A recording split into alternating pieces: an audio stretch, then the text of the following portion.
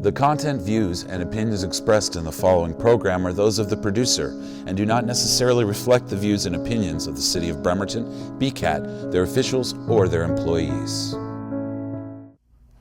Right now, the Bremerton School District is confronting serious challenges. Budget deficits, shrinking enrollment numbers, and the ripple effects that come with fewer resources in classrooms. For many outside the system, these changes can be easy to miss, but for teachers, staff, and families, the impact is almost immediate and personal. Joining us to unpack the reality behind the headlines is today's special guest. He is a U.S. Army veteran, a former community development administrator with Peninsula Community Health Services, a former student body president at Olympic College, and a former legislative assistant in Olympia. He continues to serve on regional committees addressing equity, transportation, and disability rights. Ladies and gentlemen, I'd like to welcome my guest today, Mr. Shannon Turner, to Afternoons with Ash.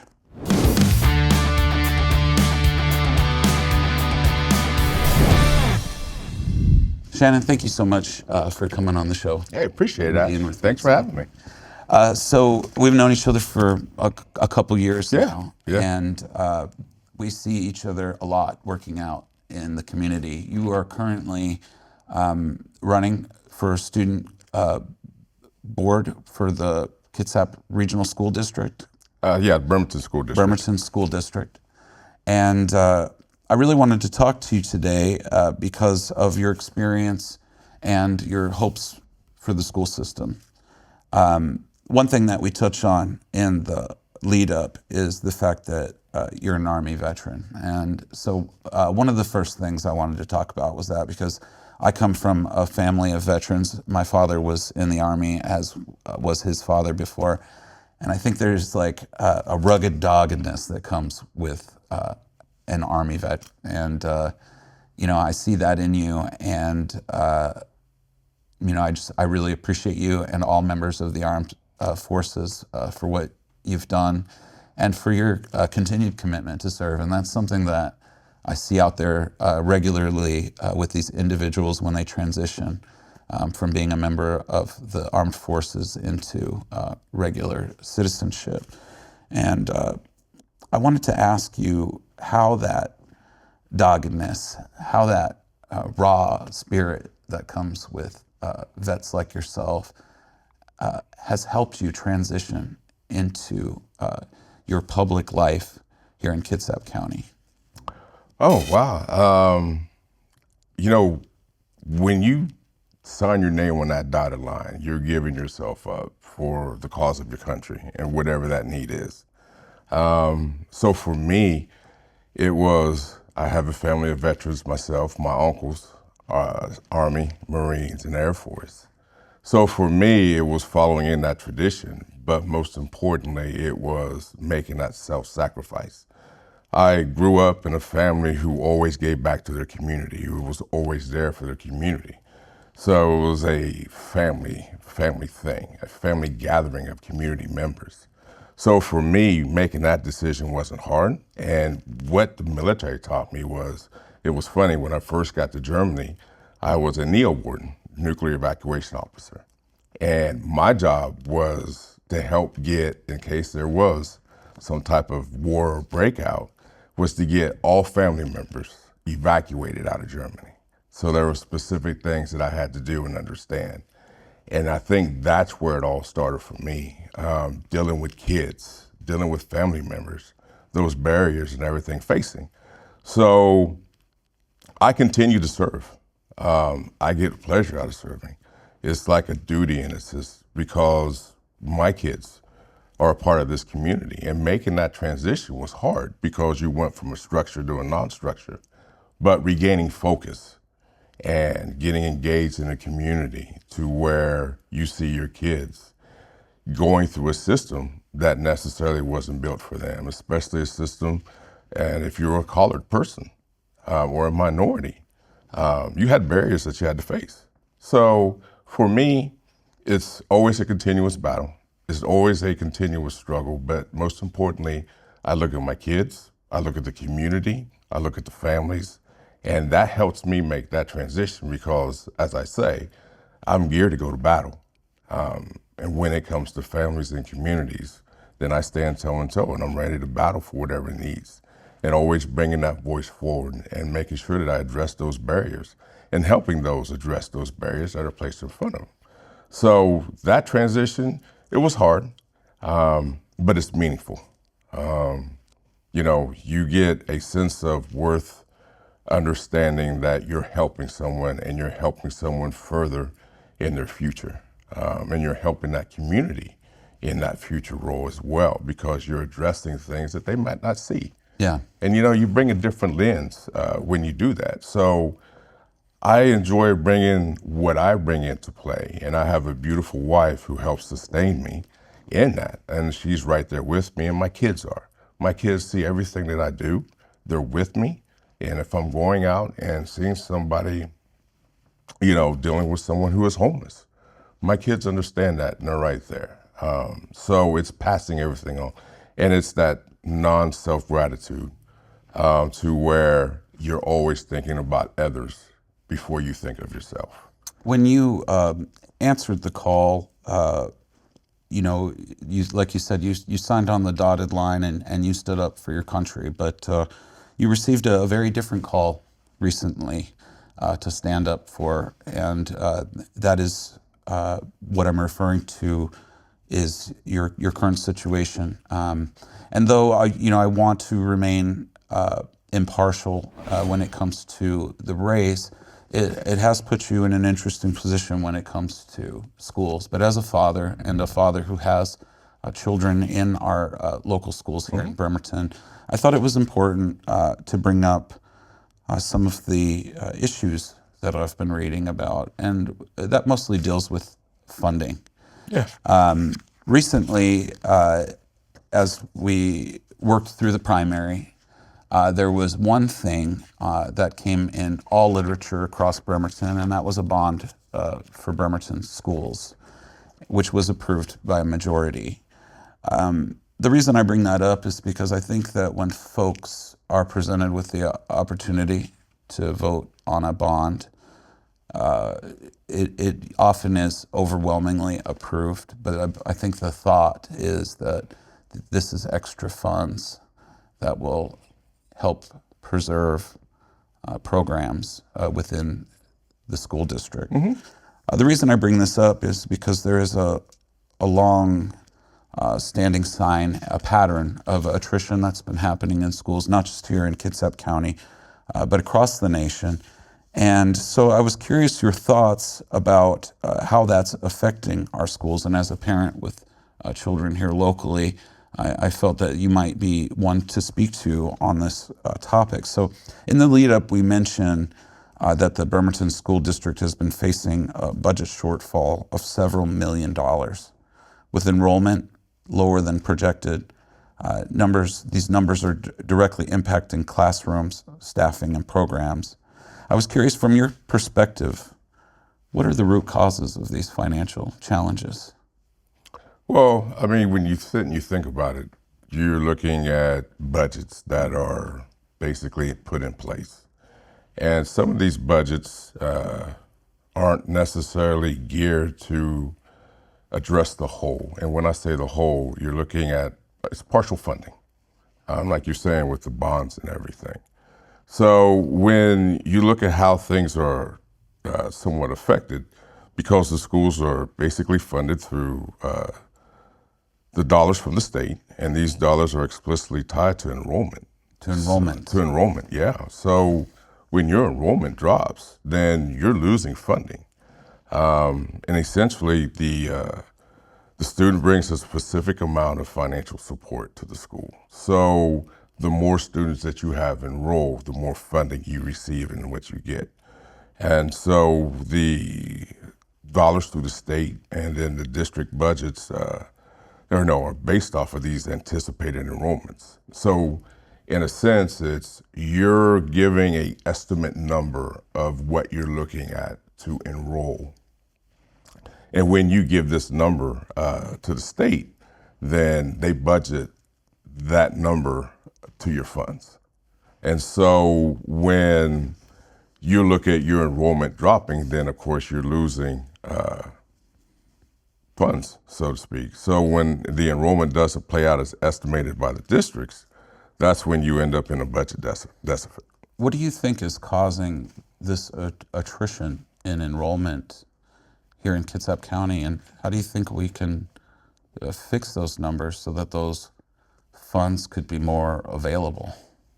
I mean, things have changed, situations have changed, and then you now have families that, we have single homes, whereas they might not be able to afford to have their kids go to school full time, or they might not be able to afford, depending on where they're at, their kids to go to school, or they send them to a different type of school or a vocational school. So, you're looking at different things because class sizes get impacted when you have this drop in enrollment. And then there's certain barriers that families are facing. I mean, looking at transportation being one, they might not be able to, get their kids to the bus stop in order for them to attend school full time.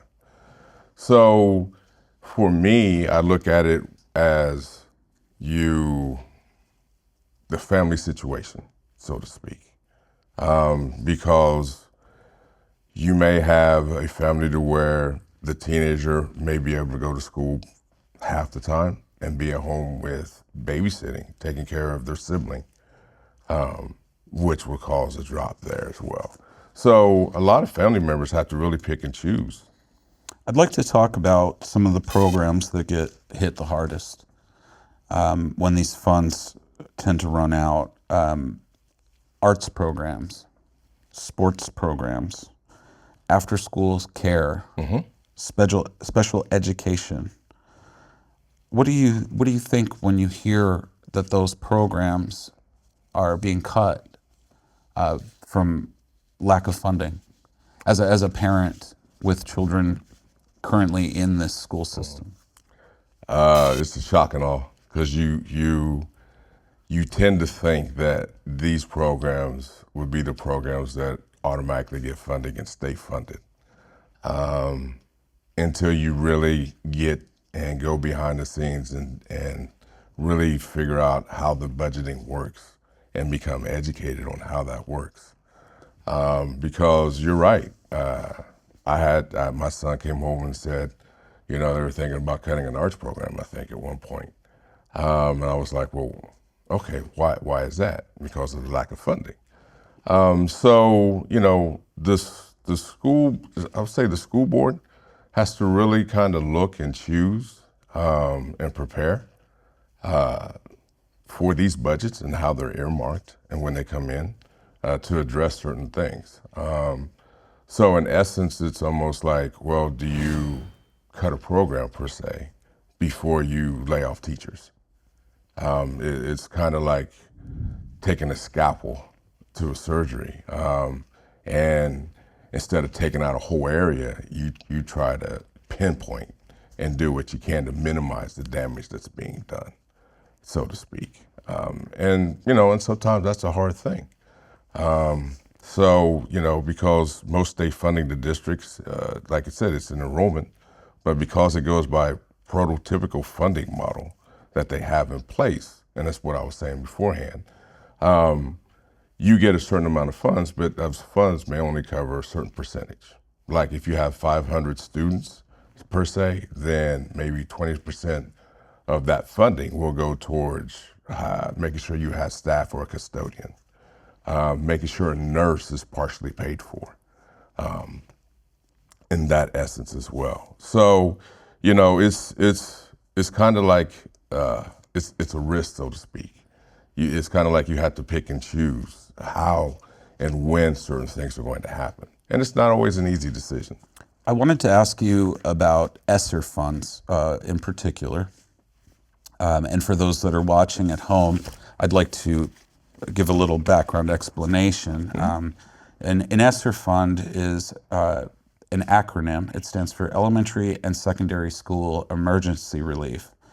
Now, some people might ask why this is important, because these were pandemic funds that were made to help schools with learning, recovery, staffing, and technology. These funds were set to expire in September 24, meaning that our schools were still budgeting off of those funds back in September. And a lot of folks don't realize that we here in Washington actually got an extension on that funding that lasts until the fourth quarter here of 2025. The reason I bring this up is because when we talk about a budgeting shortfall, I want people to understand that this has been currently accounted for, that this is funds that our schools are currently using still that will be dropping off in the next few months. For those that aren't prepared, some funding shortfalls may become starkly evident as soon as we reach that cliff.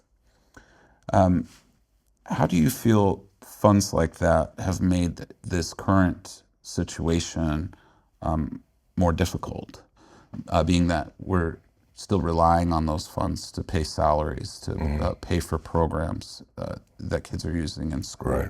Right. It's, wow. During the time these funds became available, like you said, through the pandemic and everything, it was really vital because it allowed schools to continue to have a budget, continue to have programs, and try to figure out exactly how to maintain and keep things going, so to speak. You know, keeping teachers on the payroll and everything as such. As you say, status quo, per se. But now that you're coming to the end of it, I mean, one good thing was, you know, the extra funds allowed for certain things like, I want to say, it was more used to address behavioral needs, so to speak. You know, more emotional type. It became a place to where these funds were allowing schools to look at different programs, so to speak. I think it's important that you bring that up because, yeah, you know, students were in the middle of this pandemic. Yeah. They're working from home in most cases. And individualized programs for those students' success came out of that. The additional funding, to my understanding, allowed for school systems to be able to increase their availability with teachers and students so that these individual protocols could be achieved. What kind of other expenses do you think Bremerton School District was using these for? You know, And what do you think will happen now that they're gone? that's a good question. I'd have to go back and really, you know, take a look at the budget and see exactly where some of these funds and how these funds were used. I mean, I appreciate what the school board has done and what the schools have done as far as the district goes because, you know, coming out of that pandemic, you had a lot of social emotional needs, you know, with the kids and everything. And now you're looking at, you know, how these funds are dropping off. Now it's a matter of getting the enrollment back up to help sustain some of these programs that we're looking at. Because with these budget cuts and everything now, you know, now you're looking at possibly losing a school nurse or losing a guidance counselor and things in that area because, you know, it is a lack of funding and everything. Do you think we can recover from this? I think we can recover. I think it's a matter of communication. I think it's a matter of communication and being in touch with your local, I would say your local government, your state government, as well as on a national level and how things come down.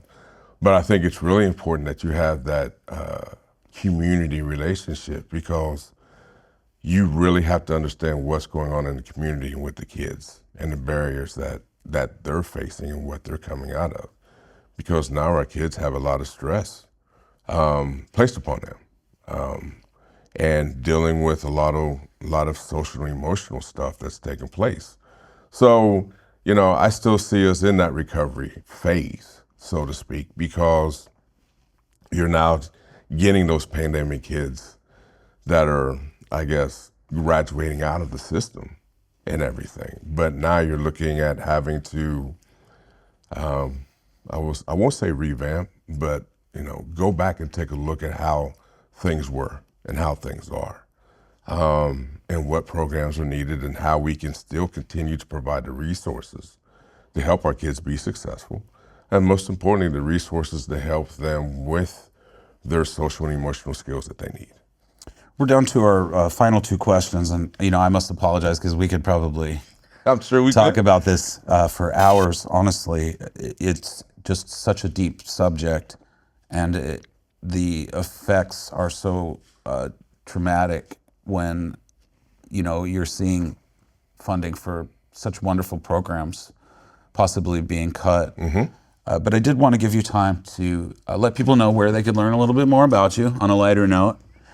And I wanted to ask you, since you are currently running, what city leadership can do to play a bigger part in supporting Bremerton schools?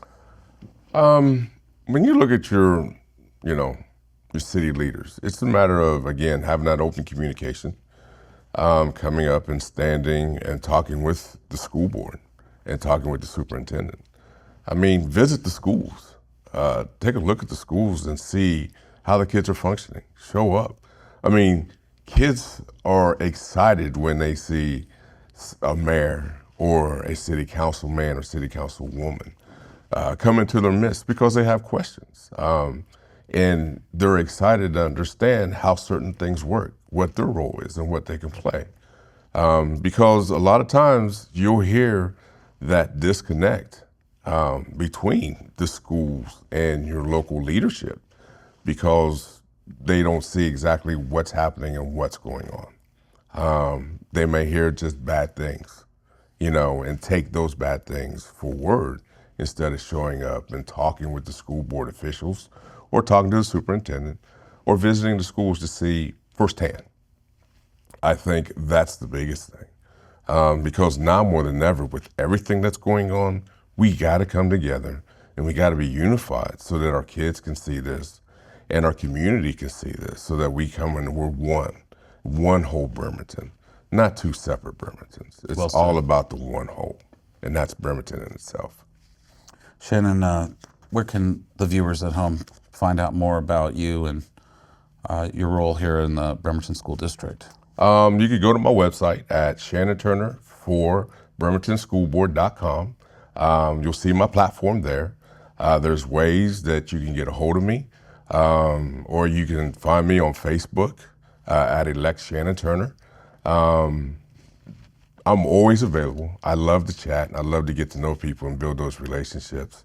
But most importantly, I love talking with kids because they are our future and they're the ones that we're training to reach for the stars. And that's what makes Bremerton a whole Bremerton right there. And that's what it all means. And that's why I enjoy doing what I do. And this is why I'm running as well. Shannon, thank you. Thanks for being on the show today. Thank you for having me, Ash. I appreciate it. Shannon, thank you so much for helping us understand the realities our schools are facing. And for our viewers, it's important to remember that this isn't a brand new problem. Districts here and across the country have been experiencing budget pressures, staffing challenges, and shifting enrollment for years. What we're seeing now is part of a long pattern of attrition in the education system, one that requires more than quick fixes. Addressing it means ongoing dialogue, thoughtful planning, and community involvement. These challenges may not disappear overnight, but together we can shape solutions that keep our schools strong for the next generation. And before we wrap, a quick reminder, the Kitsap Humane Society's Riffs for Roughs is coming up soon. It's a great way to enjoy some live music while supporting animal welfare in our community. Until then, have a beautiful afternoon, and thank you for tuning in to Afternoons with Ash. You can find all of our episodes on our YouTube channel and catch the live broadcasts on BCAT, as well as all the extras at Afternoons with Ash Black on Facebook.